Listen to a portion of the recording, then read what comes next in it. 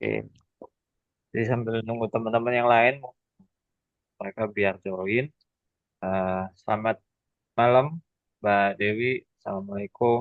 Terima kasih udah hadir malam ini ya di kumpul KBM. Jadi ini kayak dia ngobrol-ngobrol ngobrol sesama penulis gitu supaya eh, saling tahu, saling kenal. Mungkin kalau bersapa di jalan gitu bisa saling nyapa gitu ya. Dan mungkin di tulisan mungkin bisa jadi inspirasi, mungkin jadi bahan.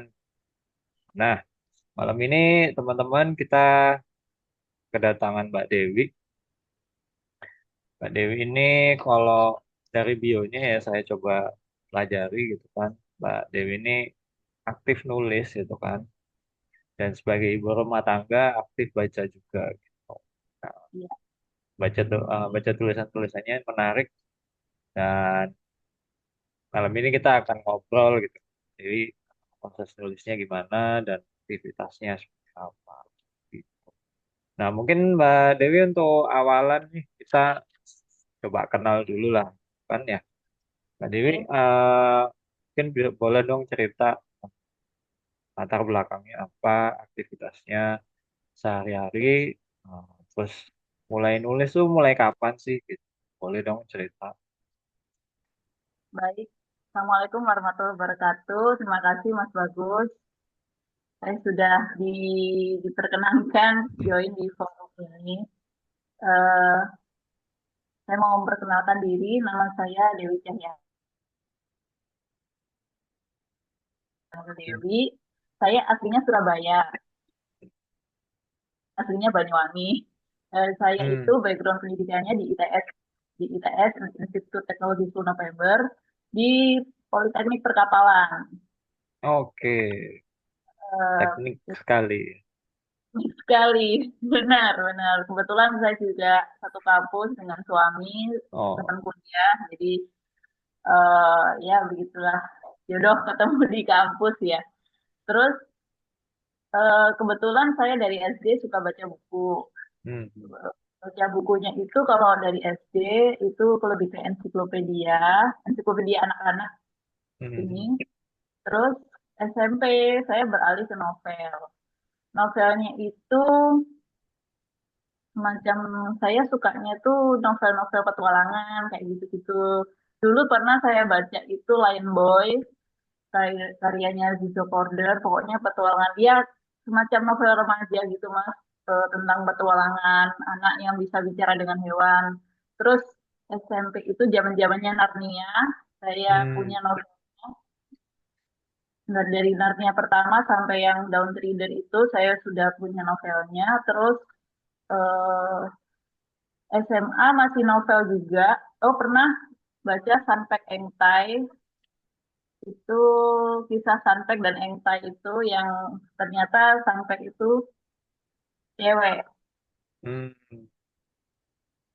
Terus abis itu saya pernah baca novel, kebanyakan novel sih Mas SMP SMA tuh kayak First Day kayaknya karya Mark Levy itu dia penulis dari Perancis. Banyak novel-novel terjemahan juga yang nggak bisa saya sebutkan satu-satu soalnya banyak banget. Terus eh, begitu masuk kuliah, saya lebih baca non-fiksi. Hmm.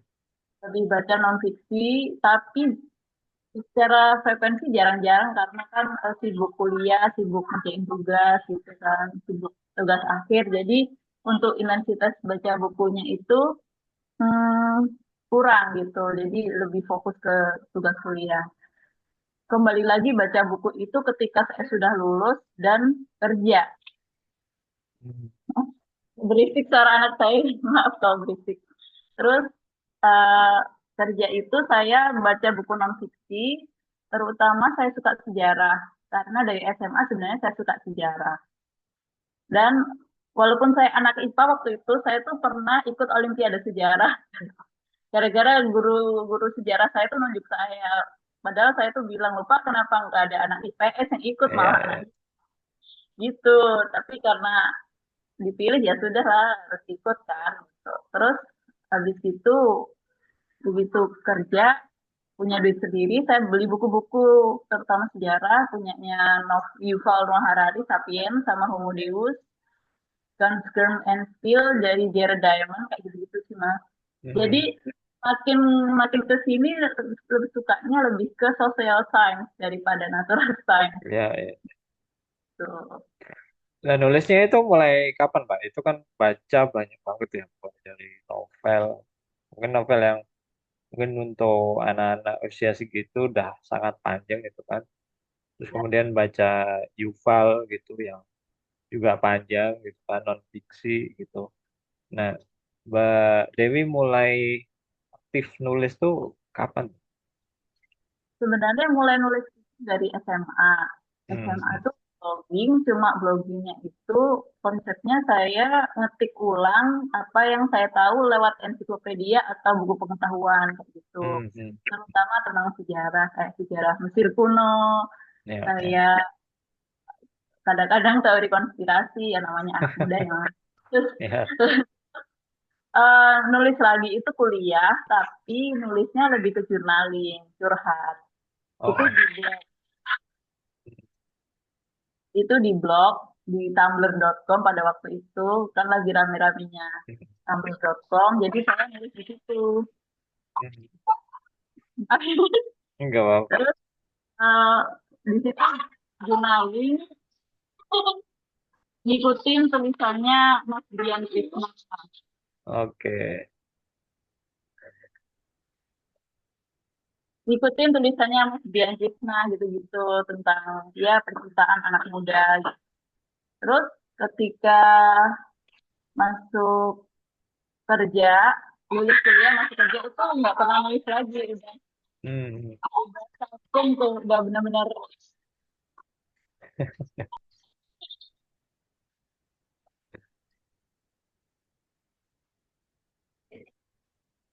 benar-benar vakum karena fokus kerja kan, fokus kerja terus lebih ke suka baca daripada nulis. Nulis lagi itu ketika malah saya sudah punya anak. Itu Hmm. gara-gara kemarin waktu 2022 hamil anak kedua itu saya tuh kan sempet down ya, kok jadi ibu rumah tangga begini, nggak ngapa-ngapain, nggak berdaya, nggak produktif gitu kan. Akhirnya gimana kalau nulis aja biar kembali lagi nih rasa berdaya saya, rasa produktif saya, rasa percaya diri saya. Akhirnya saya nulis lagi, tapi platformnya di Instagram. Nah, nulis di Hmm. Instagram ini pertamanya tentang tahan ibu rumah tangga, tentang jadi ibu tuh sulit, Ya, ya, terus tentang ke apa ya, patriarki kayak gitu-gitu, ya, ya, lebih ke ya. perempuan kayak gitu-gitu kok banyak yang suka gitu. Banyak yang suka, teman-teman di IG pada Mbak tulisannya bagus gini-gini, terusin Mbak, terusin gitu kan.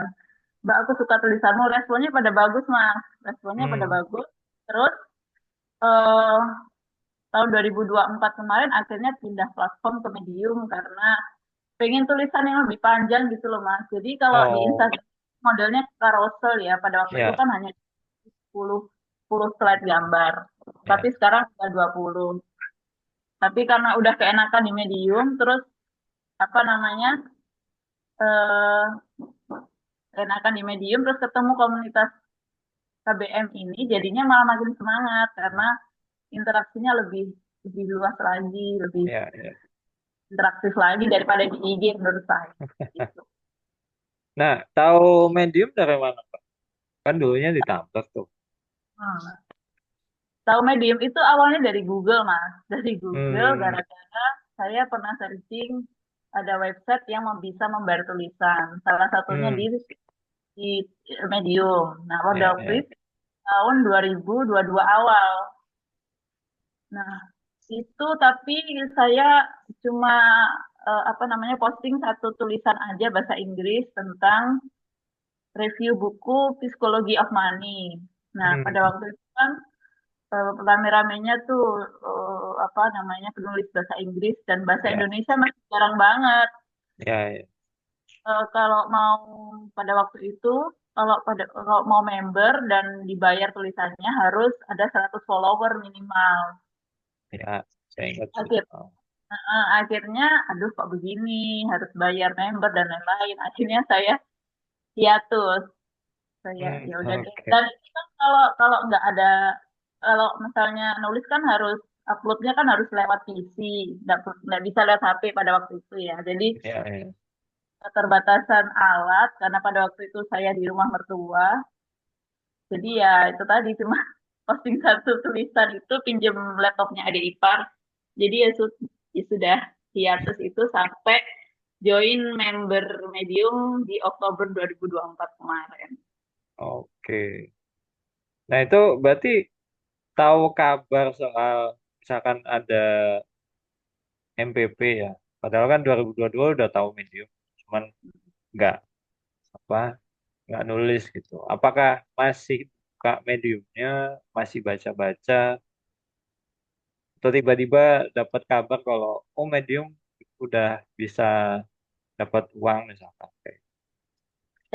Waktu itu baca postingannya Mas bagus juga kok. Kalau nggak udah Ivan ya, aku Hmm. kalau nggak salah lihat itu kan kan waktu itu tahun 2022 tuh Indonesia belum jadi eligible negara Iya, yang eligible untuk MPP, iya, hanya iya. negara tertentu. Jadinya pada waktu itu akhirnya memutuskan untuk hiatus. Nah, Hmm. ketika itu saya baca tulisan Uda Ivan kalau nggak salah yang ternyata Indonesia sudah masuk Hmm, negara eligible untuk MPP, jadi makanya saya berani untuk oke. lagi dan nulis lagi di media. Berarti itu terpapar di sosmednya udah Ivan Lanin ya? Bukan, bukan. Pada waktu itu saya belum tahu udah Ivan itu siapa. Oh gitu. Oke. Maaf ya, udah. 2022 gitu. Ya, ya, ya. Tapi emang yang apa teman-teman yang mengantarkan ke medium itu emang jalurnya macam-macam. Emang kebanyakan yang dari Udaivan. Tapi ada yang lewat Google, ada yang lewat sosmed, gitu. Ada yang lewat Quora juga banyak gitu kan kalau cari. Nah, eh kan Mbak Dewi sebagai ibu rumah tangga gitu.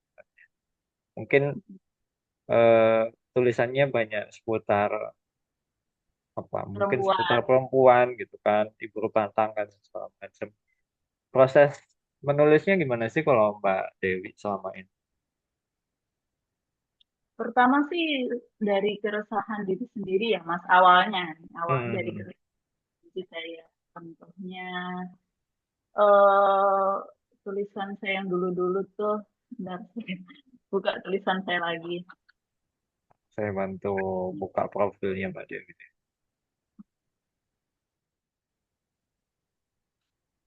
Kayak dulu tuh saya pernah nulis tentang fatherless generation. Terus, oh, pertama-tama itu sejak kapan Tuhan menuliskan tanggal kadaluarsa di punggung perempuan. Ini Hmm, tulisan pertama saya setelah hiatus itu. hmm, Nah, hmm. itu eh, berawal dari keresahan teman saya yang belum Ya, ya, ya. 30 lebih, belum nikah, dia curhat, aku mau dijodohin. Hmm, Ah, mau dijodohin, saya bilang, iya ya, aku ya, takut, gini-gini dia curhat, dia takut dijodohin. Akhirnya itu yang membuat inspirasi saya untuk nulis. ya, ya. Ternyata di Indonesia ini masih ini ya, di umur 30 lebih, belum nikah, dianggap kadaluarsa. Padahal kadaluarsa itu terlalu apa ya, maksudnya tidak hanya perempuan, oke perempuan misal punya keterbatasan waktu untuk reproduksi, untuk hamil dan Hmm, lain-lain. Tapi laki-laki itu juga loh, laki-laki itu juga ada hmm, luarsanya, hmm. mereka testosteronnya turun, misalkan di umur 40 sekian, kayak begitu Mas. Jadi eh, saya apa namanya nulis perspektif lain gitu, sudut pandang Hmm, lain hmm. gitu. Eh, Tidak hanya perempuan yang kadaluarsa secara Ya, umur, ya. tapi laki-laki. Hmm. Sama tulisan-tulisan saya yang lain sih tentang Tapi kalau fatherless. saya lihat profilnya tuh isu-isunya cukup mungkin ya kalau saya boleh bilang ya untuk seorang ibu rumah tangga gitu kan. Isunya cukup berat untuk mungkin tuh saya boleh bilangnya berat untuk riset ya karena kadang kan isu-isu seperti ini kan biasanya dibahas sama teman-teman yang aktif meneliti atau mungkin akademisi dan segala macam gitu.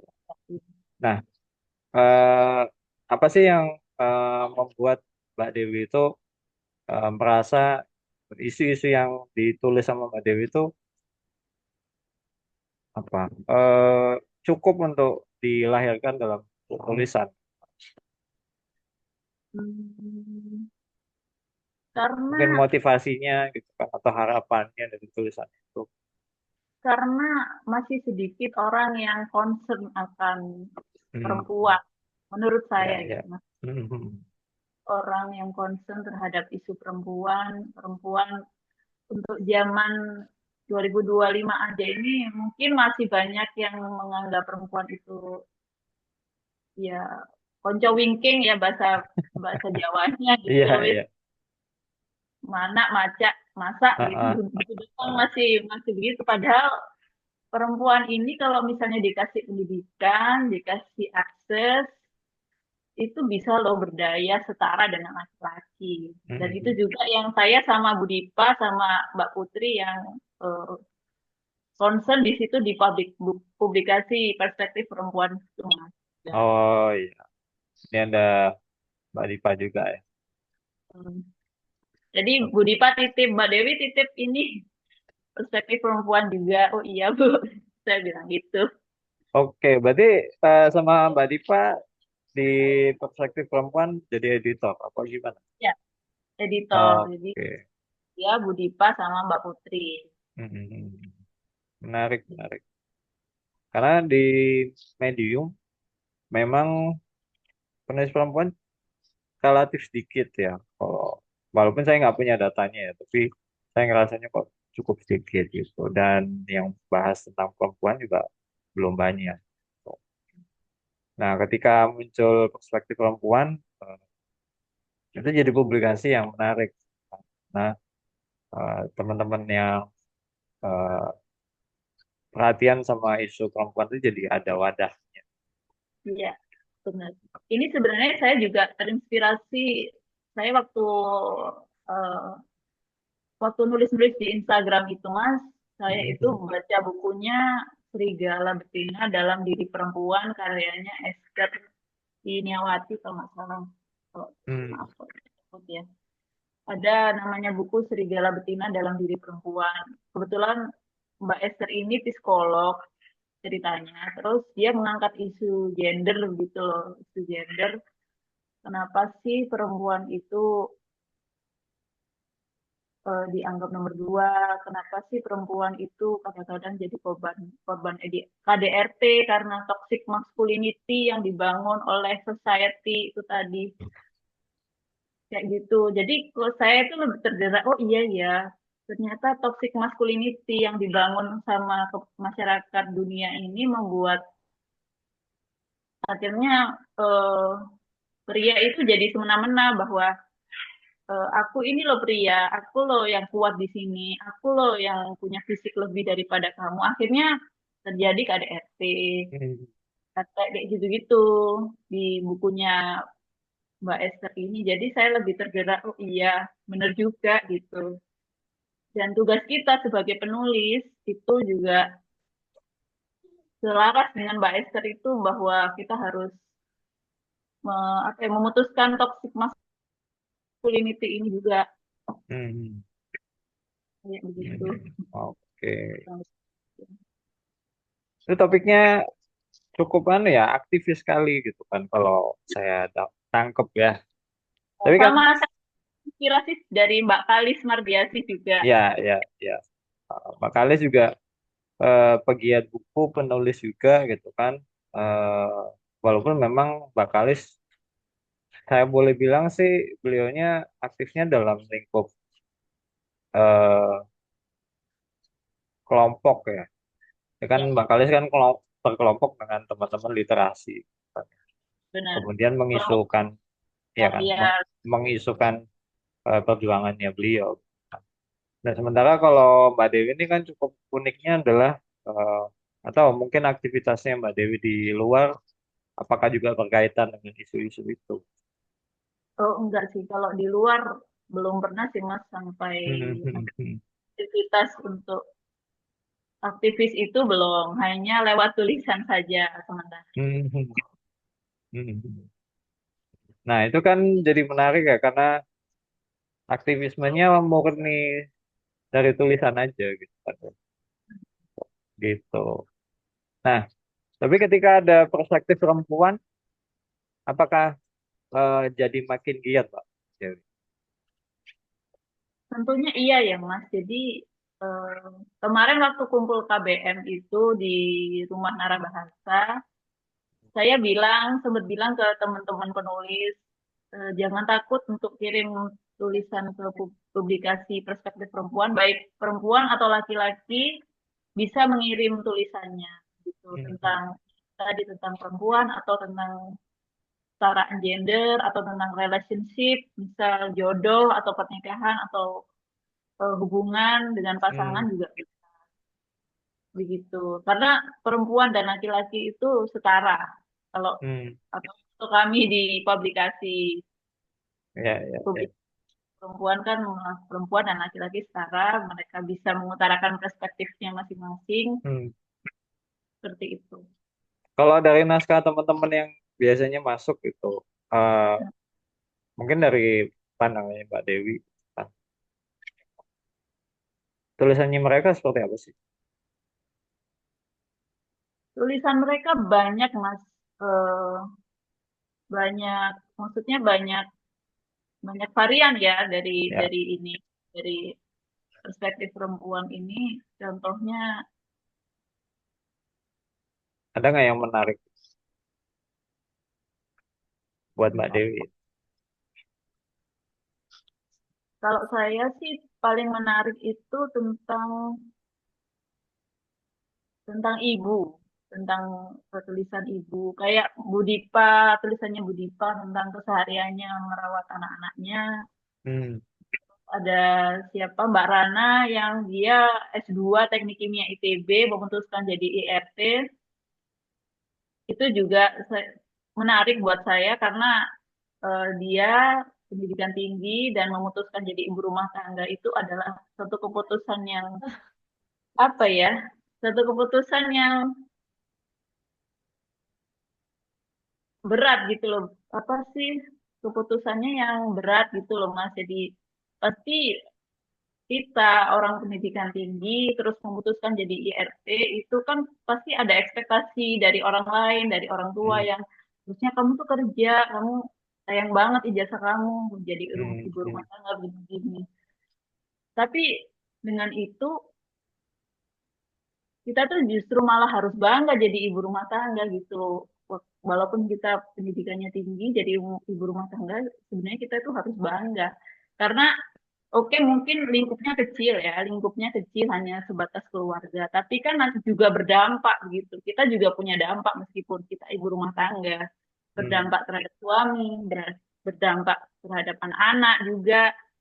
Mereka mereka pendidikannya terjamin, maksudnya kita bisa ngontrol dan lain-lain gitu. Itu sih yang paling menarik buat saya, lebih ke isu keibuan. ya, ya, ya. Dan itu kan karena isunya keibuan dan mungkin rumah tangga gitu.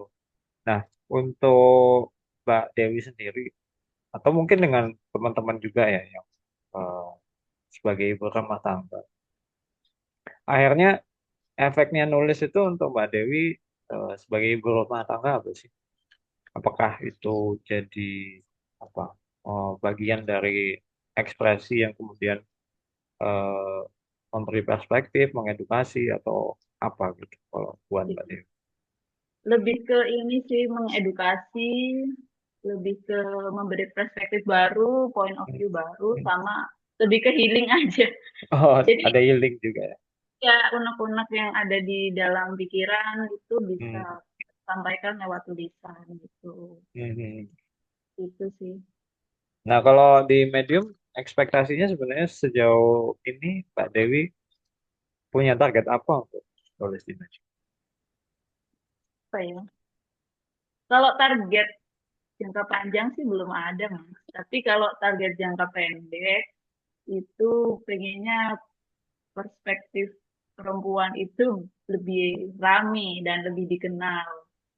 Pengennya followernya bisa sama dengan KBM, pengennya, Amin, amin. pengennya begitu. Oke. Nah, eh ada nggak sih kalau sebagai untuk teman-teman yang nulis gitu ya, Pak Dewi ya, mungkin juga spesifik untuk teman-teman yang mungkin di rumah dan sebagai ibu rumah tangga, kan, kan ibu rumah tangga kan amanahnya cukup banyak ya, mungkin juga kesibukannya juga nggak sepele. Nah, gimana sih kalau Mbak Dewi itu ngatur waktunya? Pertama untuk baca, ya kan, baca itu kan modal untuk nulis ya. Kemudian eh, untuk nulisnya sendiri, boleh dong cerita eh, apa proses nulisnya Mbak Dewi itu kalau di rumah gimana? Eh, Proses nulisnya tuh kadang-kadang spontan aja sih, Mas. Maksudnya kalau ada topik yang menarik pada saat itu, saya tulis first draft ya, first draft. Hmm. Terus habis itu, misal saya habis scrolling nih di Instagram atau TikTok gitu ya, ada satu topik yang menarik, misal tentang fatherless gitu kan, banyak anak-anak yang punya ayah tapi perannya nggak ada.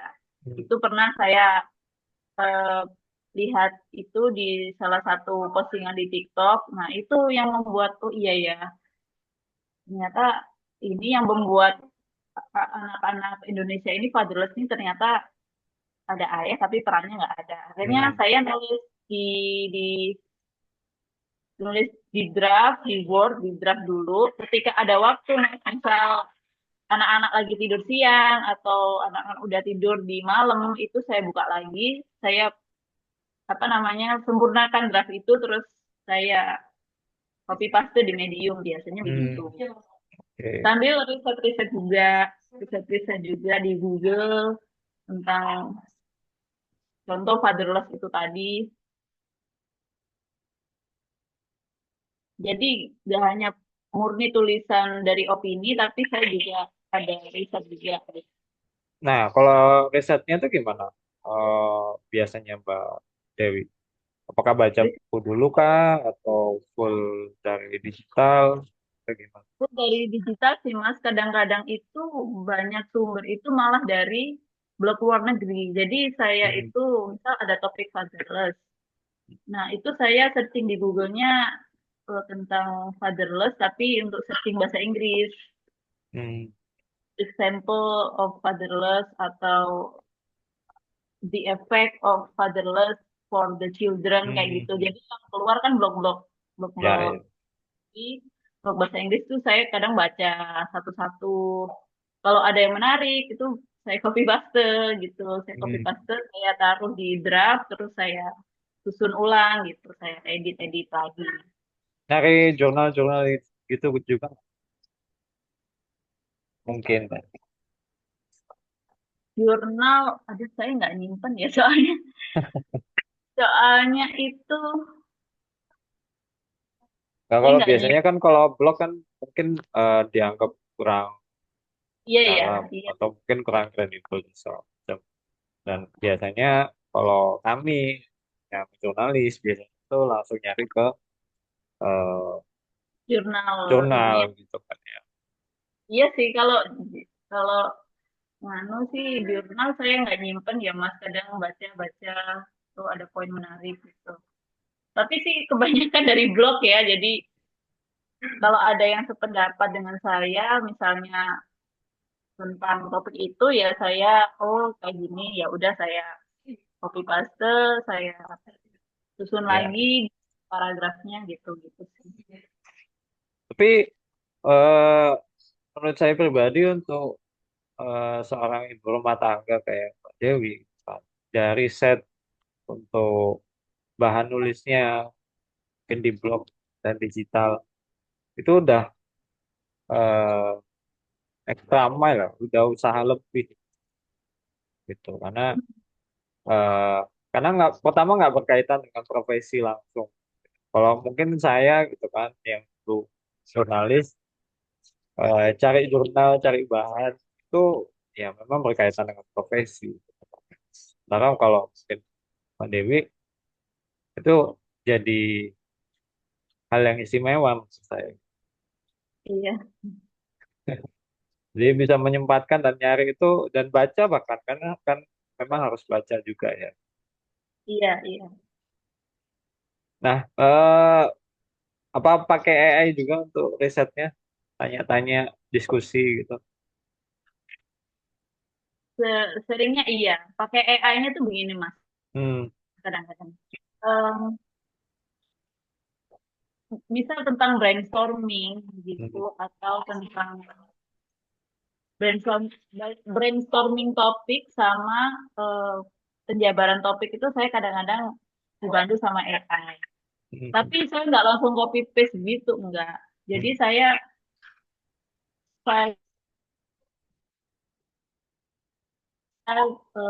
ambil sebagian kayak gitu, saya susun ulang lagi, biar Hmm. kelihatan manusia yang ngetik bukan AI gitu. Ya, ya. Kalau AI sering sih, sering menggunakan kan juga tools yang membantu. Jujur ya, AI itu buat tulis tools yang cukup membantu.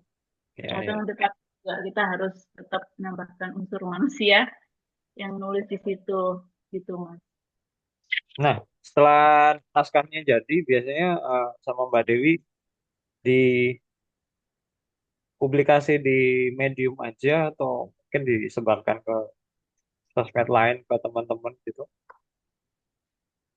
Sejauh ini di medium aja sih, maksudnya untuk share apa di platform lain nggak ada. Bahkan di Instagram pun saya cuma kasih screenshot judul, terus kasih link, saya posting di story cuma begitu doang untuk Hmm. marketingnya ya, untuk marketingnya. Sama di status WA kadang-kadang. Hmm. Status Dari WA. Tapi dari usaha itu apa ada tanggapan gitu Mbak dari teman-teman? kalau dari teman-teman Instagram sih kurang ya, kurang karena akhir-akhir ini kalau saya nulis di Instagram itu engagementnya kecil mas, nggak Hmm. kayak dulu-dulu Kayak waktu dulu. awalnya. Makanya apa namanya cuma saya share share judul, saya kasih link di story, ya udah mereka mau klik atau tidak. Tapi kalau saya lihat engagementnya sih kadang-kadang engagementnya nggak tinggi sih, yang klik cuma misal 10 orang atau dari 100 orang viewers ya, viewer story itu kadang 10 orang, 15 orang yang klik. Jadi nggak ini sih nggak terlalu, justru banyak respon itu dari teman-teman medium sendiri. Makanya saya Hmm. suka di medium karena apa namanya forumnya itu solid gitu loh, Ya, ya. peduli tulisan satu sama lain gitu. Nah, soal ngulas buku nih Mbak. Eh, Mbak Dewi biasanya ngulasnya kayak gimana kalau ala Mbak Dewi biasanya?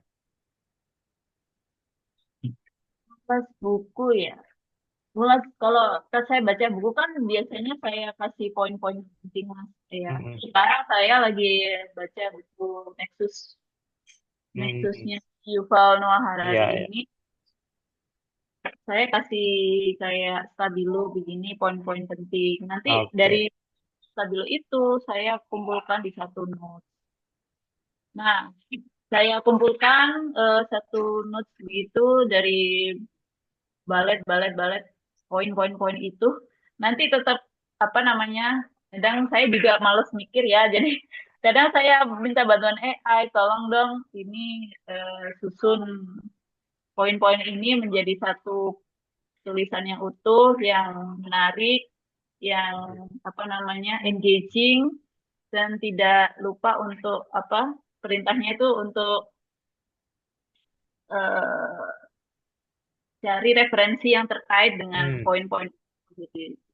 Perintahnya seperti itu di AI biasanya. Terus disusunlah dengan AI, tetap saya edit lagi, saya sunting lagi. yang dipakai yang mana, yang enggak yang mana, kayak Hmm. gitu sih Mas. Hmm.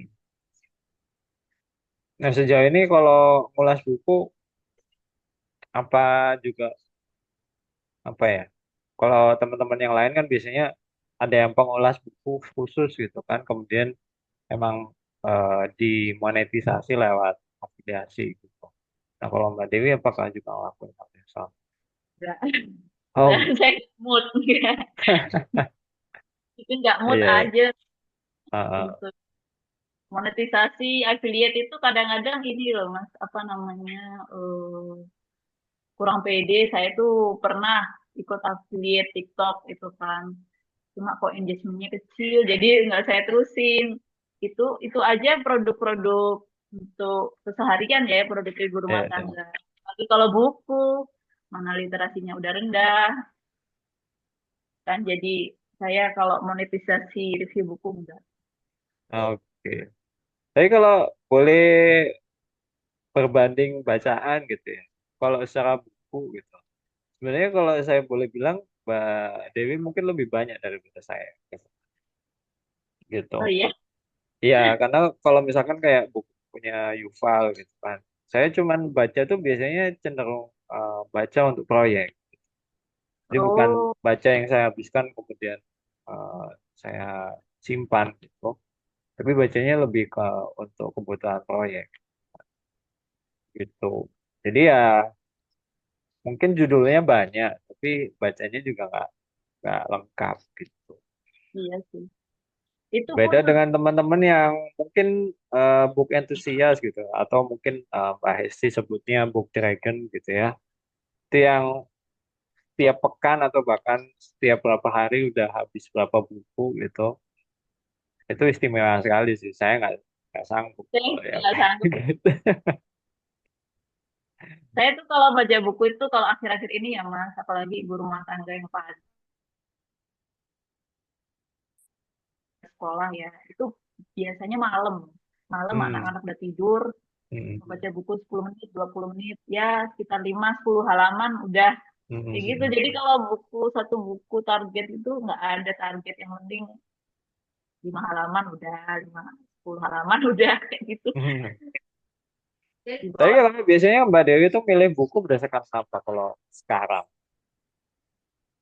berdasarkan minat sih ya, karena minat saya sejarah, suka sejarah dari dulu, makanya saya dari dulu tuh baca buku Yuval, kayak gitu-gitu sih Mas. Sama ini sih, apa, self improvement dulu sempet Hmm. bacanya Mendaki Tangga yang Salah tuh pernah juga, cuma belum saya review karena belum ada waktu. Mendaki Tangga yang Salah, self improvement beberapa, tapi kok semakin ke sini saya nggak terlalu ngikutin self improvement lagi Hmm.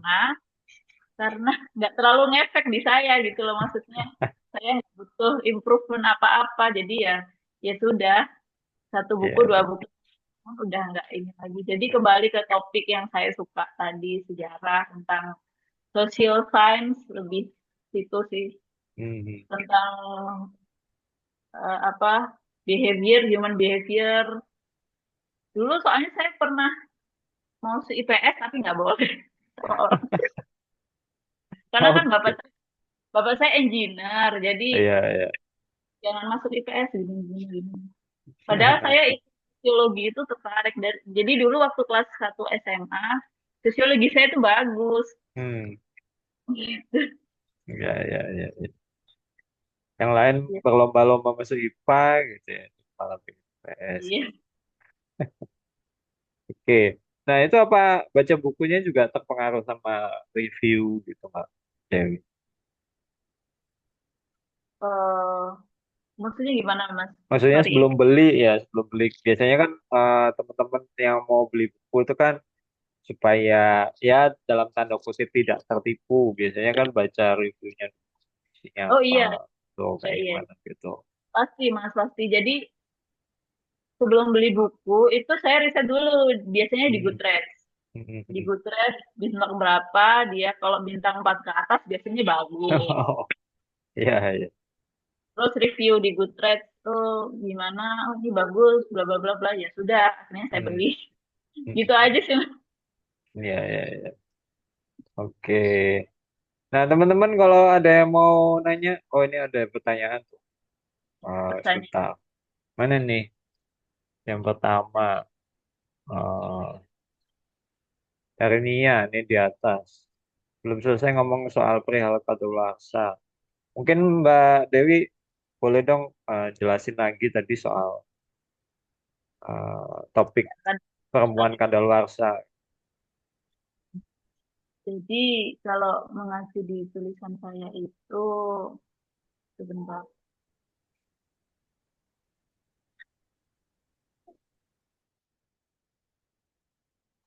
Jadi itu kan kalau eh, pengalaman teman saya tadi yang belum nikah tadi, apa namanya, biasanya kan orang itu masih memandang fisik ya Mas, masih memandang fisik, masih memandang apa sih cantik atau enggaknya, cakep atau enggaknya, ganteng atau enggaknya dalam hal memilih jodoh. Yo, mungkin itu oke, tapi kadang-kadang orang itu lupa bahwa knowledge, keilmuan, spiritualitas dan uang itu juga salah satu ini juga loh, faktor faktor faktor penting dalam apa sih, dalam dalam value seseorang gitu loh. Bukan hanya fisik, bukan hanya muka, bukan hanya masa reproduksi kayak gitu menurut Hmm. saya. Jadi kalau misalnya ada orang bilang ah perempuan 30 ke atas expired ya. Hmm. Expired itu expired itu mungkin dalam kemampuan reproduksi iya, tapi kalau expired dalam knowledge kan tidak, dalam Ya, value, ya. dalam duit tentunya kan biasanya ya orang 30 ke atas itu kan punya sudah stabil dalam ekonomi gitu. Kan tentunya enggak gitu loh. Ya, Kadang-kadang ya. orang itu apalagi orang Indonesia itu masih memandang nanti nggak punya anak, terlalu tua, bla bla bla. Kenapa kok mau memandang seperti itu gitu loh. Sedangkan knowledge dan value tidak dipandang. Ya, Kayak ya. gitu sih. Dan sedangkan cowok itu juga ada masa expirednya juga, nggak hanya cewek toh. Kayak kadang-kadang ada 40% pria di atas 40 tahun bisa mengalami erectile dysfunction atau dan persentasenya meningkat 10% setiap bertambahnya dekade usia. Kayak gitu-gitu. Jadi pria di 30 tahun pun juga menuju expired gitu loh. Kadang-kadang mengalami kebotakan, terus kadang-kadang gampang capek, terkena penyakit kan gitu kan juga sama, kita sama-sama manusia, laki-laki dan Iya. perempuan gitu. Menurut Oke. saya sih, apa nggak ya? Terus pertanyaan dari Mbak Dia. Menurut Mbak Dewi, apa perbedaan antara baca buku dan baca artikel di Medium? Hmm, kalau baca buku itu saya gimana ya pendapatnya? Perbedaan antara baca buku dan baca artikel medium, jujur ya Mas. Kalau sampai saat ini saya lebih suka baca artikel daripada baca buku karena buku itu kan padat ya, maksudnya dari Ya. apa namanya, dari bab awal sampai bab akhir. Kalau kita berhenti di tengah-tengah itu kadang ada rasa apa sih, rasa nggak puas gitu loh. Ini endingnya gimana? Ini kesimpulannya gimana kan gitu. Tapi kalau baca artikel itu sekali baca sudah. Jadi rasa fulfillment itu saya lebih menyerap knowledge-nya lebih ke malah artikel daripada Hmm. buku. Nah kalau buku kan harusnya yang benar ya, yang benar Hmm. itu harusnya satu buku harus selesai untuk menyerap kesimpulan dari buku tersebut, apa Ya, yang ya. dibahas dari buku tersebut. Kalau misalnya setengah-setengah atau nggak sampai selesai itu kadang gimana ya, kurang gitu loh fulfillmentnya untuk baca buku. Itu sih menurut saya. Kalau Terus bagi waktunya gimana? bagi waktu antara baca keduanya itu, kalau baca artikel saya lebih ke lewat HP, lewat HP. Jadi kalau saya ada santai gitu ya, habis masak atau lagi ngelonin anak gitu, jadi saya buka HP baca artikel. Jadi kan ringan kan mas, maksudnya Ya, ya. sambil disambi kan juga bisa, tapi baca buku nggak bisa, harus benar-benar fokus, nunggu anak-anak tidur, nunggu kerjaan selesai kayak gitu. Malah kerjaan selesai banyak capeknya dari baca Hmm. buku deh. Jadi ya kadang excitementnya kurang gitu. Tapi apa butuh solusi dalam bentuk buku audio, Mbak Dewi? Pernah nyoba nggak? Belum, belum sama sekali. Hmm. Hmm. Gimana tuh mas? Kalau buku audio sih sebenarnya bukunya dilantangkan gitu ya. Dan tapi kalau saya belum pernah coba yang fiksi ya. Kalau yang non fiksi kan kecenderungannya minim percakapan ya. Jadi intonasinya cenderung datar. Tapi entah kalau yang fiksi mungkin ada pernah pengalaman gitu teman-teman audiobook fiksi. Iya, itu gimana ya? Kan pasti Mm-mm. intonasinya datar mulu kan. Kalau kalau data kan bosen ya sebenarnya ya. Eh, kalau fiksi, terutama kalau fiksi. Kalau non fiksi sebenarnya datar itu oke-oke aja sih kalau buat saya. Karena biasanya narasi bentuknya.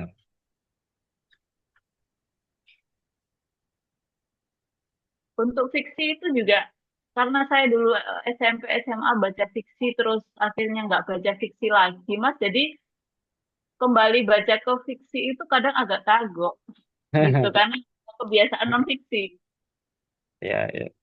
Ini benar-benar harus pilih topik novel yang saya suka. Misal saya tuh penasaran di mana tuh novelnya Bu Leila S. Chudori sebelum Hmm. wishlist masuk wishlist cuma belum sempat saya beli baru Ya, ya. masuk wishlist. Mhm. Ingin baca punya Bu Leila. Oke, teman-teman yang lain ada yang nanya atau tanggapi? Ada rencana bikin buku sendiri nggak, Pak Dewi? Kenapa?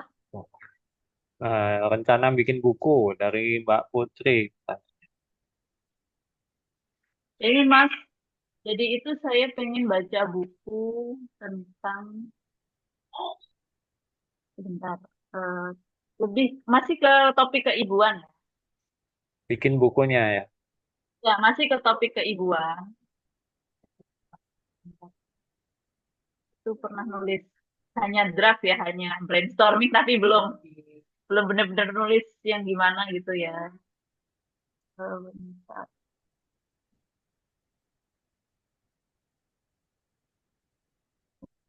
Tapi ke Ibu. Wah.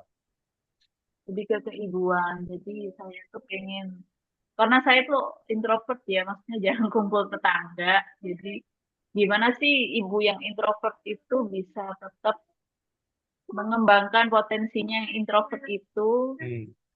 jadi suatu kelebihan gitu, terutama dalam mengurus anak. Kayak gitu tema besarnya. Ya, ya. Oke, itu ada target kapan tuh, Pak? Bikin Belum bukunya. ada, belum ada, Loh. belum Oke, ada. mungkin nanti makin aktif di Medium, makin Iya, ketemu lah ya momentumnya. pengennya tuh gini mas, saya tuh juga pengen punya buku. Targetnya tuh pengen nulis antologi, Hmm. terus pengen ngumpulin tulisan-tulisan saya di Medium, saya jadiin buku kayak gitu-gitu sih. Ada keinginan di situ juga. Ya, nah itu saran dari udah tulisan di Ya, Medium digunakan untuk cicil bahan buku. iya betul udah. Sekarang ada ini ya istilah keibuan bersifat menjadi ibu dan peribuan bersifat menjadi ibu. Iya ya, terima kasih udah koreksinya. Mungkin teman-teman ada yang mau nanya lagi?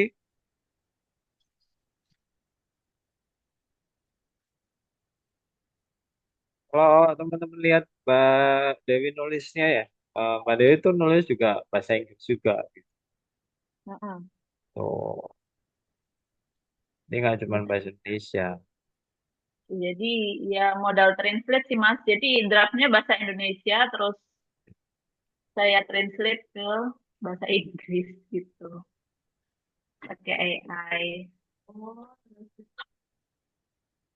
Jadi sebenarnya yang bahasa Inggris ini sudah pernah saya singgung di Instagram. Kayak why many Gen Z women don't want to get married and don't want to have children itu pernah saya bahas di Mhm. Instagram versi bahasa Indonesianya. Terus saya coba bahasa Inggrisin. Siapa tahu kalau artikel bahasa Inggris kan kadang-kadang engagementnya tinggi. Tapi Hmm. kok malah rendah kalau saya nih ya, kalau saya. Hmm.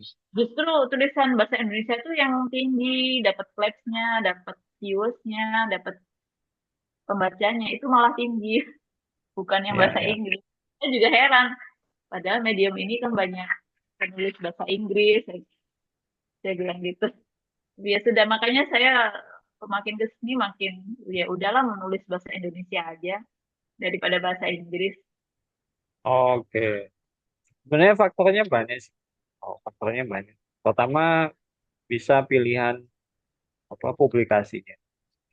Oh iya. Publikasinya pembacanya masih banyak yang aktif atau kadang kan Oh iya. kebanyakan publikasi itu di Medium eh, itu publikasi saya boleh bilang legacy gitu ya, publikasi lama kan yang mungkin jumlah followernya udah terlanjur besar gitu kan. Cuman nggak banyak yang aktif. Efeknya Iya, benar. kayak publikasinya kayak terlihat ternama tapi sebenarnya yang baca cuma sedikit. Bisa faktor Iya. kayak gitu juga. Kemudian juga kan algoritmanya Medium itu kan eh, dikaitkan dengan kebanyakan pembaca sebelumnya, ya kan? Hmm, Gitu. Jadi mereka kalau nggak banyak interaksi dengan tulisan kita, biasanya nggak dapat rekomendasinya atau nggak muncul. iya, Kecuali kalau sudah follow gitu. Kalau udah follow ya kemungkinan munculnya lebih besar. benar. Nah, kan dapetin follower yang berbahasa Inggris itu kan terutama kalau belum pernah dimulai gitu. Jadi lebih sulit untuk dapat pembaca. Iya, setuju Gitu. sih Mas. Gitu. Gitu. Mungkin juga Saya gimana udah? saya punya ide loh. Tadi dengerin omongannya Mbak Dewi itu, orang-orang yang seperti Mbak Dewi ini kan mestinya banyak ya. Paling nggak di kalangan teman-teman saya aja tuh banyak gitu yang ibu rumah tangga. Terus sebenarnya dia tuh pendidikannya cukup tinggi, tapi kemudian ya memilih entah memilih atau terpaksa ya, memilih atau terpaksa untuk menjadi ibu rumah tangga. Nah, mereka juga eh ini tar ya, saya lagi mengkristalkan ide saya. Biasa idenya sering liar. Jadi ada kampanye atau ada apa ya? Ada kan kalau si Medium Pusat itu kan sering kan kayak yang terakhir itu dia punya kampanye untuk akademisi menulis. Nah, saya kebayang IRT menulis dan itu difasilitasi oleh ini apa perspektif perempuan. Hello. Ada yang ngintip tuh. Ada di Ya, perspektif perempuan jadinya salah satu yang bisa disiapkan itu adalah menerima orang-orang seperti itu gitu loh. Karena mereka kan seringkali mungkin sudah lama ya nggak punya perhatian lagi kepada hal seperti itu. Terus tiba-tiba lagi jalan-jalan tiba-tiba ada perspektif perempuan nih. Saya kayaknya seru juga nih kalau nulis di sini nih. Terus gimana cara mereka mulai? Nah itu kayaknya menarik tuh. Iya, menarik udah. Karena begini, saya tuh sempat ikut forum ibu-ibu. Contohnya itu kan di Instagram ada ibu punya mimpi sama ibu Lab Belajar Ibu. Jadi dua forum itu memang khusus mewadahi ibu-ibu rumah tangga. Yang satu pengen berdaya lagi, kayak mereka mengadakan apa sih semacam course singkat tentang keuangan, tentang bisnis, tentang menulis juga kadang-kadang banyak kursus-kursus yang mereka adakan itu untuk ibu bisa berdaya lagi. Ya. ibu tentang lebih ke memfasilitasi ibu yang mau sekolah lagi, terutama S2 di luar negeri atau dalam negeri. Kayak gitu sebenarnya bagus udah. Dan pemerakarsanya itu ibu-ibu yang S3 sudah dapat beasiswa LPDP dan mereka punya ide itu. Hmm. Nah, saya tuh juga pengen punya punya forum seperti itu bahwa ibu punya mimpi, ibu bisa sekolah lagi. Itu suatu forum yang menarik gitu loh, masih jarang dibahas di sini bahwa ibu-ibu itu bisa loh punya wadah untuk mengembangkan diri mereka sesuai minat dan hobi mereka. Misalnya yang minat menulis ada nih kursus menulis, yang minat bisnis ada yang kursus bisnis, Hmm. minat keuangan misal ada financial planner untuk keluarga kayak gitu sudah ada cuma mungkin pengikutnya mungkin masih sedikit atau gimana ya udah atau belum banyak menjangkau seluruh ibu rumah tangga yang main medsos juga saya juga kurang tahu. Tapi dua forum itu bagus menurut saya. Ya. Ya tadi kepikiran aja oleh saya karena apa namanya? Ya bagus kayak bisa seperti itu kan itu juga mendukung untuk perkembangan pemikiran juga kan.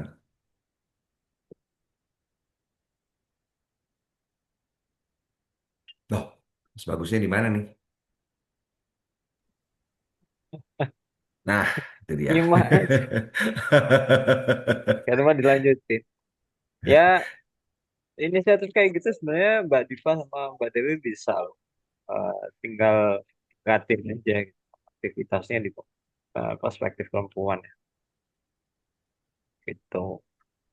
Itu pun nanti eh, sejauh ini kan kalau di blogger, seingat saya tuh ada mama blogger ya kalau nggak salah ya. Teman-teman Nah, mama. itu saya tahu Mm-mm. tuh mak blogger. Oh Mama blogger iya. tuh teman-teman aktif gitu, di kalangan tuh blog. Cuman kan eh, mereka platformnya macam-macam gitu. Nah, biasanya kalau bentuknya komunitas gitu ya, memang yang biasanya dilakukan atau perlu dilakukan di awal itu eh, konsistensi aktivitasnya sih. Nah, mau Iya sih. naik turun, asalkan aktivitasnya terus berjalan, biasanya suatu saat akan dapat momen Mungkin salah gitu. satu belakangan ini kan si siapa itu namanya? Mas Karna ya. Mas Karna itu kan sering membuat tulisan yang sifatnya meta tuh kan. Misalnya Oh kayak ya, bagaimana memformat segala macam. Nah, ini teman-teman di perspektif perempuan mungkin juga bisa tuh bikin tulisan seperti itu. Jadi misalnya kayak tadi tuh kan kiat Mbak Dewi itu misalnya bagi waktu kapan nulis. baca, kapan nulis itu kadang-kadang hal-hal yang buat kita sederhana itu oleh orang lain itu sangat berguna. Berima loh, sederhana berguna. Nah, tulisan-tulisan meta yang seperti itu yang apa Mas Bagus kan bilang ya, itu yang masalah terbesar nih saya sendiri merasakan sekarang. Masalah terbesar buat orang yang sudah menjadi praktisi itu adalah kutukan pengetahuan, the curse of knowledge. Itu membuat kita merasa bahwa hal-hal sederhana seperti itu, masa kayak gini aja ditulis ya. Kita lupa bahwa setiap saat selalu ada orang yang baru mulai. Ya, Iya, betul. betul. Siap. Makasih masukannya udah. Iya ya. Siap. Iya, setiap saat selalu ada orang yang baru mulai. Dan itu kita nggak pernah tahu datangnya dari mana. Mereka Betul. biasanya tiba-tiba datang aja kan. Mereka butuh panduan yang sangat mendasar. Ya, yang artikel saya itu yang akhirnya penulis bisa apa penulis Indonesia bisa dapat itu kan Agustus kan saya buat ya. Sampai saat ini tuh masih banyak yang berkomentar nanya hal-hal kecil gitu loh. Saya kadang-kadang loh ini udah Agustus, ini udah Juni loh, hampir setahun loh. Masih aja ada yang nanya. Mungkin 2 tahun lagi masih ada aja yang nanya itu. Iya, iya. Siap, siap. Saya catat ya udah. Ini di Medium kalau teman-teman nulis tentang sifatnya meta ya, sifatnya panduan-panduan gitu. Sebenarnya kalau di level global itu udah terlalu banyak. Tapi kalau untuk yang di level Indonesia itu supply-nya terlalu sedikit, gitu. Terlalu sedikit, terus perspektifnya mungkin terlalu datar biasanya karena nggak ditulis berdasarkan pengalaman pribadi misalkan kayak gitu. Nah, kebanyakan akhirnya jadi kayak konten yang eh, datar aja gitu. Ya kayak informasi ditempel gitu aja. Nah, sebenarnya yang kita butuhkan itu dan mungkin teman-teman pemula biasanya yang baru datang itu biasanya perspektifnya perspektif eh, pribadi sekali gitu. Ya, akhirnya tulisannya bisa unik masing-masing. Nah, dari Betul. sudutnya Mbak Di, Mbak Dipa, Mbak Dewi, kan, mungkin dari saya gitu. Nah, Ya ini nih Mbak Dian. teman-teman kalau kalau mau bikin panduan jangan ragu-ragu kalau di video. Iya, ini Mbak Dian kan bilang kan kalau tanya lewat Google artikel saya atau Mas Bagus suka terpampang. Eh Ya itu sebenarnya tuh saya juga awalnya tuh berpikir seperti itu ya. Ini udah pernah ditulis, sudah pernah dibuat, terus apa apa nilai tambah yang saya berikan? Ternyata nilai tambah yang diberikan itu adalah sudut pandang. Jadi kan tiap orang itu punya pengalaman yang berbeda kan. Hmm. Ketika mungkin aja tulisan yang saya buat, yang Mas Bagus buat atau yang lain buat itu nggak cocok, tapi tulisan yang kita buat itu bisa jadi cocok dengan mereka. Jadi intinya mungkin yang kalau saya boleh memberikan saran, kalau walaupun kita merasa ini sudah pernah ada yang buat tulisannya, jangan pernah ragu untuk menulis ulang karena perspektif manusia itu pasti akan berbeda.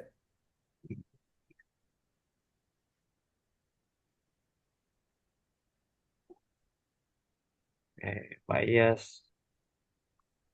pesan coffee shop. Ada yang nggak suka ke coffee shop, sukanya bikin sendiri di rumah itu juga banyak gitu kan. Iya, iya. Ya. Gitu. Nah, ada lagi teman-teman mau tanya ke Mbak Dewi. Mbak Dewi nanya ke saya juga silakan. Saya juga mau nanya ke Mas Bagus ya, Mas. Publikasi di medium yang bahasa Inggris itu kan ada yang sampai 13K gitu ya, 13.000, ada yang puluhan ribu follower gitu. Apakah Mas Bagus di KBM ini punya target ke situ atau nanti ada acara khusus nih seperti perkumpulan kayak kemarin akan diagendakan tahunan atau bagaimana atau lebih banyak marketing untuk biar nulis di Medium gimana Mas? Eh, sebenarnya kalau untuk medium sendiri, saya sebenarnya nggak ada target apa-apa ya. Maksudnya saya sebagai pengguna, saya sebagai inisiator KBM misalkan, untuk mediumnya sendiri gitu kan, saya tuh nggak ada target. Jadi organik aja, ngalir aja gitu kan. Karena sebenarnya yang ditarget adalah eh, gimana caranya teman-teman itu bisa nulis gitu ya. Nah, yang ditarget adalah itu. Nah, akhirnya fokusnya jadi diarahkan ke eh, saya perlu tahu berapa banyak orang Indonesia di Medium gitu kan. Kemudian berapa banyak mereka yang menulis gitu. Nah, itulah tujuan utamanya sebenarnya ada KBM, gitu kan. Saya bisa mendata tulisan-tulisan Indonesia ini mana aja sih gitu kan. Siapa aja yang udah nulis dengan bahasa Indonesia kayak gitu. Nah, kalau ditanya misalkan keberhasilannya dalam bentuk apa gitu kan ya. Sebenarnya kalau keberhasilannya dalam bentuk apa itu lebih ke bentuk fisiknya gitu kan. Kalau di visi saya ya, di kepala saya dan visi tentang menulis gitu kan. Bentuk fisik gitu kan. Tulisannya itu jadi fisik walaupun nulisnya adalah dalam bentuk digital. Nah, salah satu caranya adalah beberapa tahun lalu saya bikin inisiatif eh, mencetak tulisan teman-teman KBM jadi antologi gitu. Gitu. Harapannya apa? Harapannya adalah supaya tulisan-tulisan di Medium dari teman-teman Indonesia itu juga bisa terakses mereka yang nggak pegang internet. Iya, Oh, iya. ya kan artinya adalah naskahnya itu bisa punya jangkauan lebih panjang kan, daripada cuma sekedar di internet. Dan itu butuh apa ya? Pertama butuh kemauan untuk nulis kan. Pertama, nulis jadi digital, dipublikasikan, kemudian nanti dari tulisan digitalnya dicetak jadi buku atau jadi naskah kan, gitu. Nah, dibilang sukses adalah ketika eh, ada naskahnya teman-teman yang akhirnya muncul di media cetak, media massa dan Iya. itu. Karena karena stigma selama ini kan tulisan di blog kan, kadang oleh banyak pihak itu dianggap nggak kredibel pertama. Kemudian eh, nggak layak dicetak. Nah, biasanya seperti itu kan. Nah itu stigma-stigma yang ingin saya pecahkan. Itu Oh, seperti itu. bagus sih Mas. Mm-mm. Pengen mencetak tulisan teman-teman Mm-mm. ini di buku gitu ya. Setuju sih. Nah, kalau kalau bandingannya adalah publikasi di medium yang sampai ribuan, puluh ribuan itu gitu kan. Sebenarnya itu cuman metrik semu aja gitu. Karena nyatanya kan teman-teman juga ketika ngirim naskah ke sana juga nggak langsung berdampak ke naskahnya kan gitu. Mhm. Dan uniknya adalah beberapa waktu lalu juga ada penulis Indonesia yang share kalau tulisannya di boost sama mana sama pihak medium gitu kan, dapat boosting karena dia nulis bahasa Inggris pertama, kedua adalah karena tulisannya memang bagus gitu, dan itu nggak harus muncul di publikasi yang besar gitu ya kan. Berarti kan tentang publikasi besar ini mitosnya jadi eh, sekedar mitos gitu kan ya, karena buktinya tulisan terbaca banyak di medium itu nggak harus muncul di publikasi tuh. Walaupun publikasi punya fungsi penting ya, teman-teman. Publikasi itu punya fungsi penting untuk ngumpulin tulisan jadi satu tempat, kemudian juga mencegah muncul spam. Kemarin itu waktu kumpul KBM Jakarta tuh sempat Mm-mm, ada ide, mm-mm, saya lupa deh siapa yang ngomong ya. Cuma sempat mm. ada ide, ini kita nggak sekalian nulis bareng nih.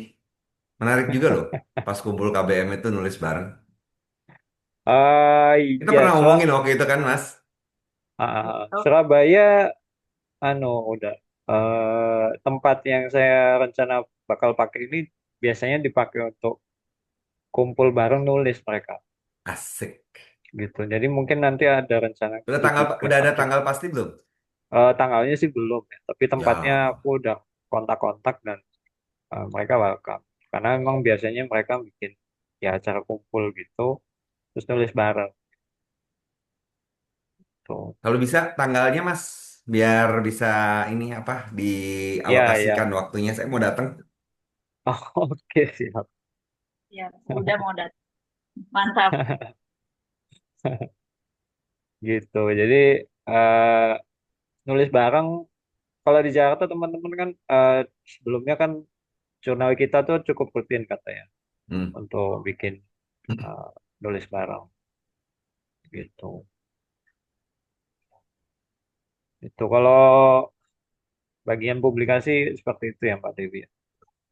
Jadi lebih kalau saran saya sih fokuskan di kualitas, tetap di kualitas tulisan. Oh, oke. Teman-teman yang lain mungkin masih ada waktu sekitar 15 menit. Ada Jessica ya. Lagi libur apa gimana nih? Iya, Mas Bagus lagi libur semester. Oh iya kan benar. Lama tuh liburnya. Iya, harus jadi banyak tulisan tuh libur-libur kuliah. Kalau universitasku cuma 2 minggu doang, habis itu masuk semester pendek. Oh, ada Oh, semester ya, pendek. Ya, ya, pendek. ya, ya. Eh, Soalnya kalau apa yang lain ini yang Prastia Mulia itu tempat anak saya tuh baru masuk lagi katanya Agustus. Hmm.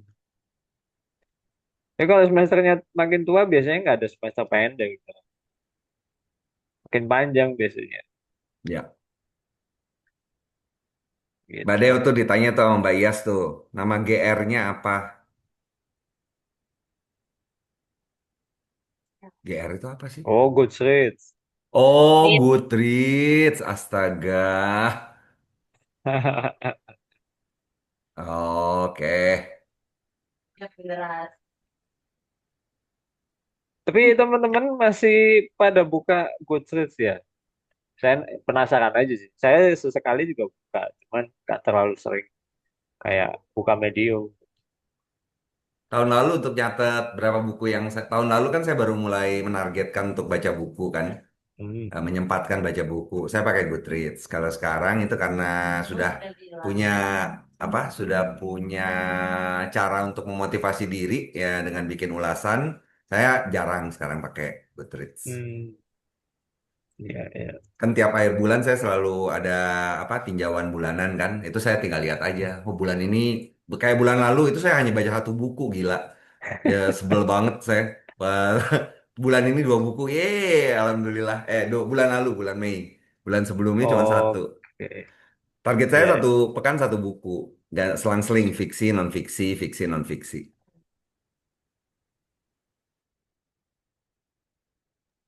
Nah, di Oh, Medium tuh juga banyak yang bahas buku ya teman-teman ya.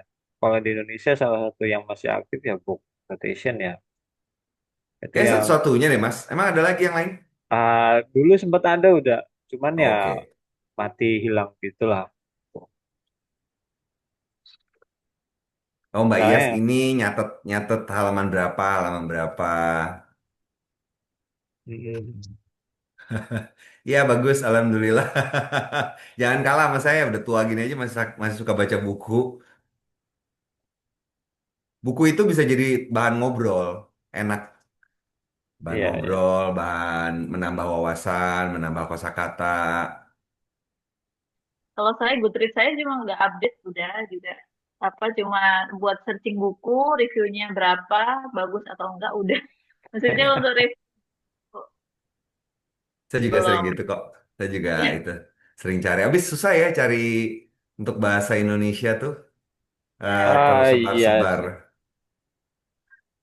Kalau saya tuh kadang nyoba apa, cari ulasan buku lewat Google langsung gitu. Kebanyakan emang banyak judul yang nggak ada, Ya. banyak Di judul yang Goodreads nggak pun ada. juga buku-buku baru gitu yang bahasa Indonesia ya, itu juga Hmm. banyak yang belum dimasukkan. Hmm. Kayaknya penerbit juga belum punya kesadaran ya untuk menggunakan Goodreads untuk memasukkan. Wow, luar biasa Mbak Iya 131. Ih, gila, hebat loh. Ih, salut saya. Saya nggak akan bisa. 131 sekarang Baru jalan berapa? 5 bulan udah 5 bulan kali 131. 30. Gila, 5 bulan. Sebentar, kok saya jadi bego ya. 5 bulan kali Malu 30, tapi ya. 150 hari loh. Ini di profilnya malah 1.278 buku. Baca manga. Oh.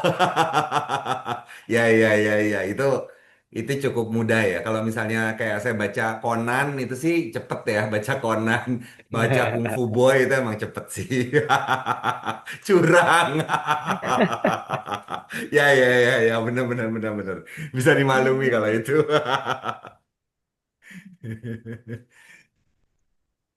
Baca Conan, baca ini memang cuma 2 jam sih paling itu ya. Itu juga udah lama tuh. Hmm. Oke, Yang penting strategi yang bagus. Saya coba.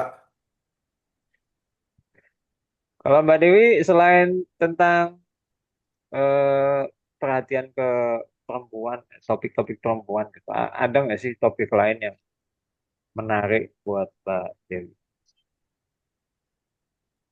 tentang ini Mas, behavior. Human behavior, ya lebih ke sosiologi gitu topiknya. Sosiologi atau psikologinya? Kadang dua-duanya sih. Hmm. Saya tuh kalau di Instagram itu apa namanya kayak bentar, Karena pernah kapal itu nggak ada psikologinya, jadi nggak seru. kayak pernah nulis tentang kasus si Mario Dandi tuh. Hmm. Itu dia lebih ke sosiologinya dia kenapa? Ternyata dia korban dari Strawberry Generation. Strawberry Generation karena Oke. aksinya terlalu memanjakan dia dengan barang-barang mewah kayak gitu sehingga Hmm. berdampak kepada apa sih namanya psikolognya dia suka tawuran, dia memandang rendah orang lain kayak gitu. Saya tuh itu topik yang menarik sih menurut saya. Terus kayak satu lagi tulisannya itu sorry sorry tentang tentang eh kenapa sih orang itu bisa selingkuh kayak gitu-gitu. Saya tuh lebih suka membahas human behavior begitu, Mas. Ya, ya. Nah, kalau kalau dari sudut pandang Mbak Dewi gitu, Pak, masyarakat Indonesia tuh terkait dengan perilaku seperti itu, kan? Eh, Penyebabnya apa sih kalau dari pandangan seorang ibu rumah tangga kayak Mbak Dewi? Misal kayak orang itu kenapa sih kok dia bisa selingkuh ya?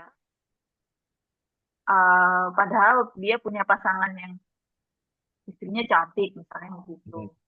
Ternyata yang saya simpulkan itu mereka adalah punya kesempatan. Ketika mereka punya kesempatan, akhirnya mereka menggunakan kesempatan itu untuk mencari yang lebih, yang nggak ada di pasangan mereka. Terus kadang melupakan komitmen kayak begitu-gitu. Terus Hmm. kurangnya komunikasi dan negosiasi. Kadang-kadang kita sebagai pasangan itu kan eh, pengennya saya maunya ini, sedangkan pasangan saya maunya ini. Tapi komunikasi itu tidak jalan dan tidak ada deep talk di antara mereka. Akhirnya mereka cari pelampiasan di orang lain kayak gitu. Jadi makanya oh hal-hal kayak gitu tuh apa ya? Kadang orang itu tidak perhatikan gitu loh bahwa kalau sudah berpasangan itu ya sudah kamu harus komitmen dengan pilihan kamu. Jangan cari kesempatan dalam tanda kutip di orang lain kayak begitu-begitu. Terus perbaiki komunikasi udah kayak begitu doang kuncinya. Ada Terus nggak sih kaitannya kalau menurut Mbak Dewi antara literasi kayak baca atau nulis gitu? literasi maksudnya pernah membaca soal topik ini gitu maksudnya Mas.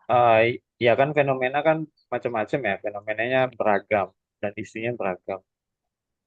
Nah, yang sesuai dengan perhatiannya Mbak Dewi, misalkan kayak rumah tangga gitu kan, eh, apa gara-gara masyarakat Indonesia itu literasinya rendah, kemudian mereka berlaku gitu, gitu. Bisa jadi sih Mas menurut saya. Bisa jadi. Hmm. Bisa jadi karena literasi mereka rendah terus eh,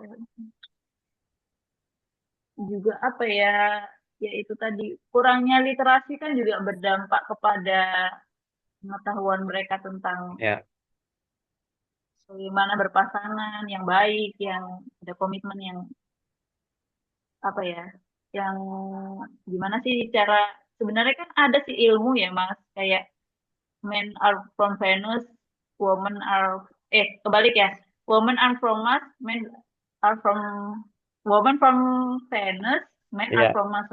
Nah itu Aha. kan sebenarnya ada tips-tips yang Hmm.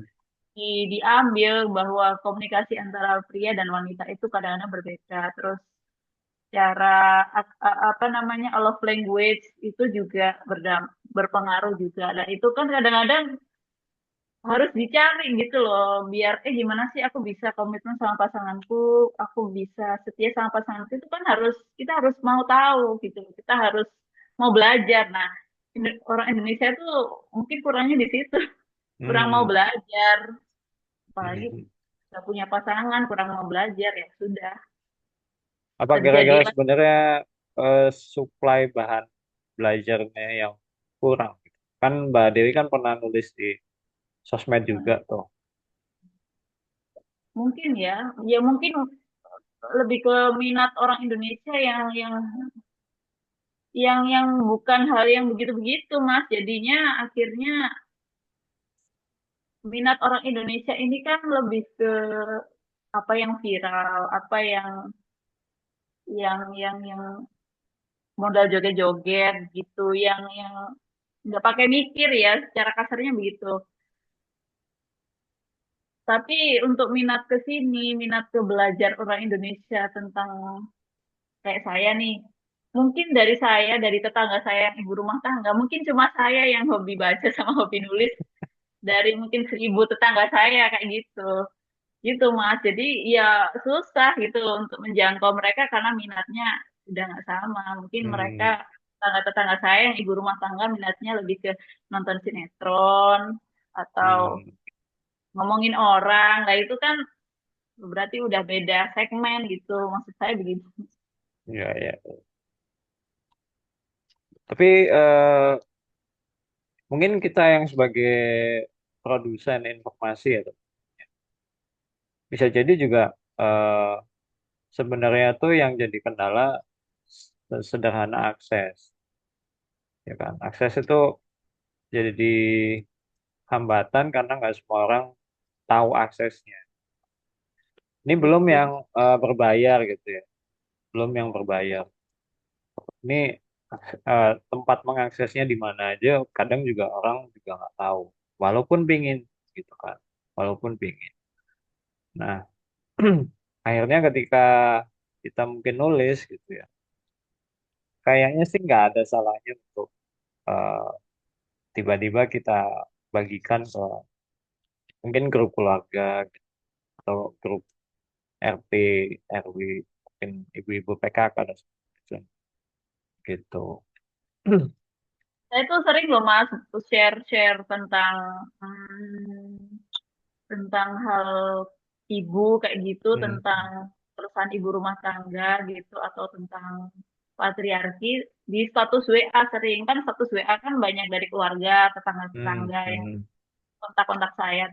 Tapi minatnya sedikit, maksudnya dibaca doang, tapi mereka nggak respon. Oh iya bagus bagus. Malah yang respon itu justru 1 2 orang teman saya yang atau mungkin karena pendidikan juga kali ya. Jadi satu atau dua teman saya yang punya concern yang sama tentang parenting misalkan itu yang komen gitu. Sisanya nggak ada yang komen, dia cuma dilihat doang. Mungkin cuma di skip skip skip gitu, tapi nggak benar-benar dibaca gitu loh. Mungkin Ya, ya. kayak Tapi itu gitu. menurut saya sih lebih punya nilai ya daripada nggak ada sama sekali. Kadang Sih. kadang nggak semua orang tahu cara ngeresponnya gitu. Nah, itu kenapa kadang ada orang yang juga bilang medium tuh untuk ngerespon medium itu gitu kan. Itu sulit. Ada yang komentar gitu ke saya. Mas saya mau ngerespon di medium tuh susah kan. Mungkin karena kita biasa dengan sosial media gitu. Yang mungkin Ya. biasanya merespon dengan spontan yang kemudian eh, nggak panjang gitu gitu. Tapi kalau soal engagement gitu kan atau interaksi sebenarnya kalau di medium sebenarnya sama-sama aja kayak di sosial media yang lain. Bedanya adalah mungkin materinya jauh lebih kompleks gitu kan. Itu kayak gitu. Jadi eh ya ini buat saya juga mungkin buat teman juga gitu kan. Ya diperbanyak supply gitu. Kita sebagai supply mungkin kita punya isu yang kita perhatikan gitu, nggak usah ragu untuk eh, menyampaikan. Ya. Oke, eh bentar lagi waktunya habis teman-teman. Kalau ada yang masih mau nanya, mau ngobrol dengan Mbak Dewi, silakan ya. Nah, tuh Mbak Iyas ngasih perspektif tenaganya mungkin udah habis untuk ngurus yang lain. Ya, benar. Nah, Apalagi ibu rumah tangga tuh. Ibu rumah tangga tenaganya udah. gitu. Jadi akhirnya biasanya media sosial jadi solusi untuk melepas penat gitu ya. Mm. Bukan untuk mikir lah. Ya, benar banget. Jadi mereka postingannya tuh cari yang menghibur, cari yang ya itu tadi yang joget-joget, yang bikin ketawa, bukan yang bikin mikir, baca lagi. Harus baca satu-satu gitu sih menurut saya. Jadi ya. Tapi kalau dari pengalaman saya pribadi ya, kayak saya kan hampir semua tulisan yang lewat di beranda saya itu saya baca kan. Dan ya yang saya lakukan itu saya baca, merenungkan, tapi saya nggak komentar. Jadi memang respons dalam bentuk komentar atau apa ya, yang terlihat itu memang belum tentu bisa kita terima sih. Cuman yang bisa, yang akhirnya kemudian saya tanamkan juga, eh, minimal orang baca. Dan kalau nanti kan tulisan di Medium itu kan cukup ramah dengan Google, cukup bersahabat kan. Kalau ada orang yang mungkin nanti nyari pakai pencarian Google, itu orang bisa membaca tulisan kita. Itu yang saya tanamkan sih.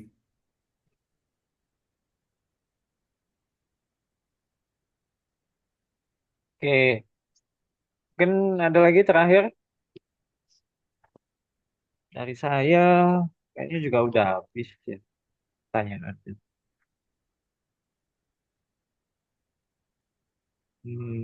Perlu pancingan untuk Ya itu juga saya sering didiskusikan. lihat tulisan-tulisan bagaimana menurutmu itu, saya lewat begitu aja sih. Saya yang penting saya udah menyerap apa maksudnya, kadang saya setuju, kadang enggak. Cuman yang terasa itu memang menjadi tambahan wawasan.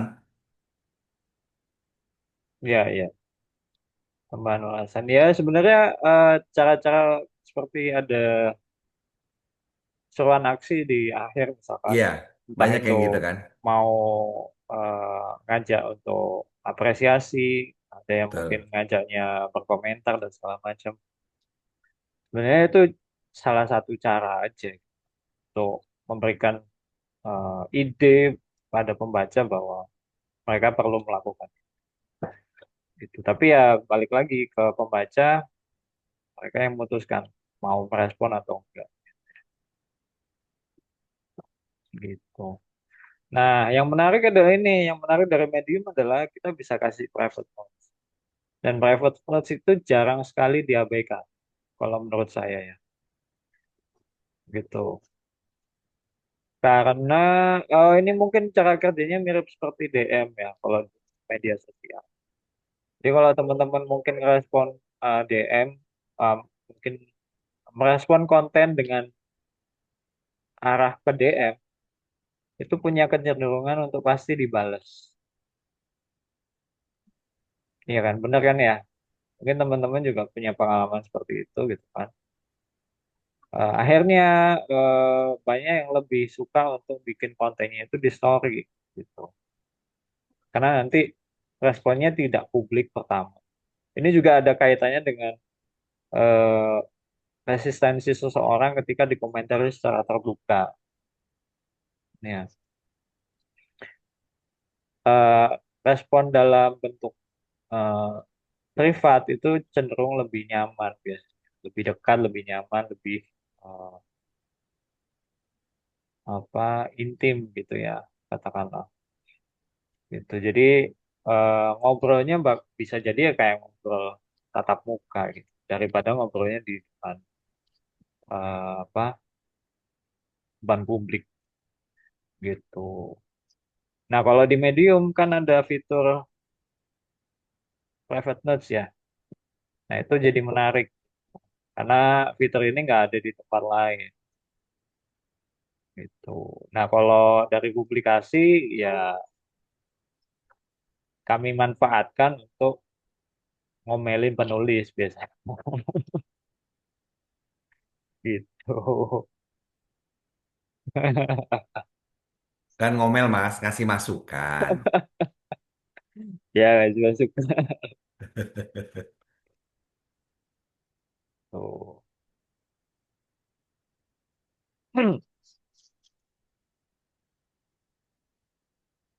Gitu. Itu Ayo, kenapa saya boleh bilang kalau di private notes jarang diabaikan karena eh, pertama mungkin ada aspek ngomelnya juga gitu kan. Tapi kedua juga ada aspek ya ini private hanya untuk Anda gitu. Anda sebagai penulis gitu kan. Ini catatan yang harus diperbaiki. ini Mbak Meliana kena omel beberapa kali. Siapa yang omel? Coba kasih tahu oknumnya.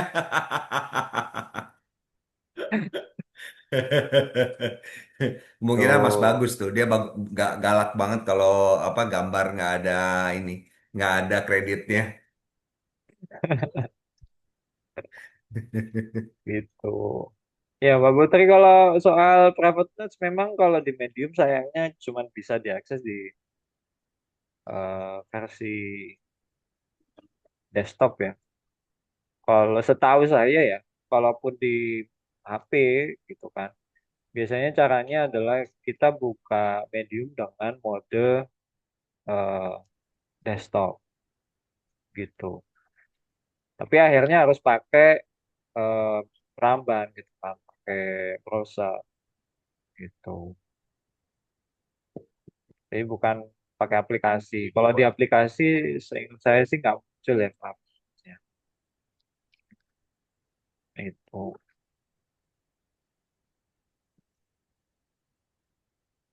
itu. Ya mungkin itu ya malam ini teman-teman. Oh ada bintangnya, iya. Pasti kalau private news pasti munculnya dalam bentuk bintang.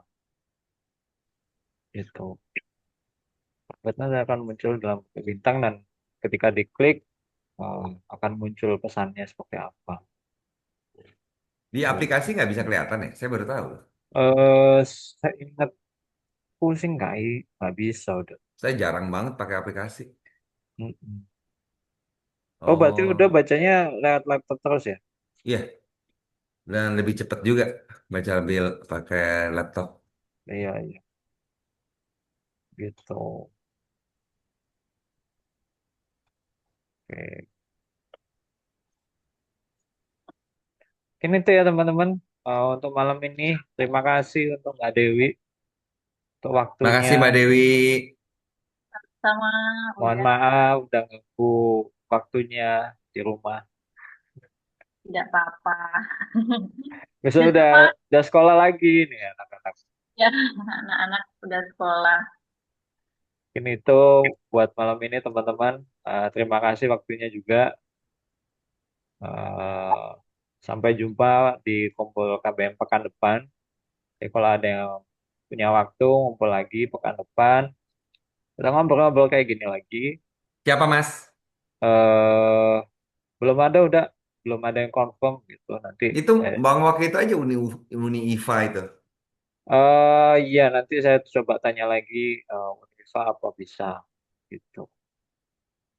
Itu sih eh saya lagi kontak-kontak berapa orang. Mungkin itu. Terima kasih teman-teman. Sampai jumpa di pekan depan ya. Terima Eh, kasih. Kasih Mas Tetap Bagus, udah nulis. teman-teman semua. Ya, Terima kasih. Terima kasih. Selamat Assalamualaikum. beristirahat. Selamat pagi.